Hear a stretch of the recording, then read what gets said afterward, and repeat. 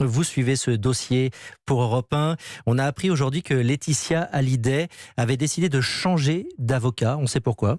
Alors sans doute pour plusieurs raisons, mais la première reste le revers judiciaire essuyé par la veuve de Johnny en mai dernier.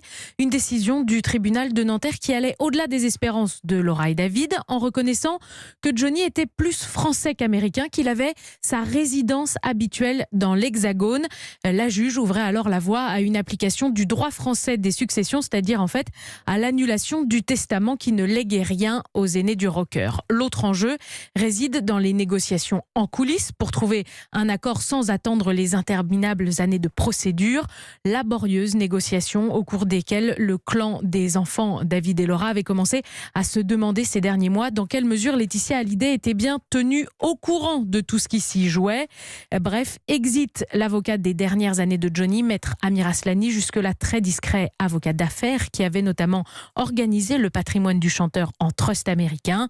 Laetitia Hallyday s'est choisi un trio de conseils pour reprendre ses intérêts, un Parisien et deux Montpelliérains, dont l'avocat qui défend déjà son père, André Boudou, dans ses démêlés avec le fisc. Sur leur bureau, l'appel de cette décision défavorable, ce sera début novembre à Versailles, mais aussi les procédures aux États-Unis et donc les tractations parallèles. Merci pour ce décryptage, Salomé Le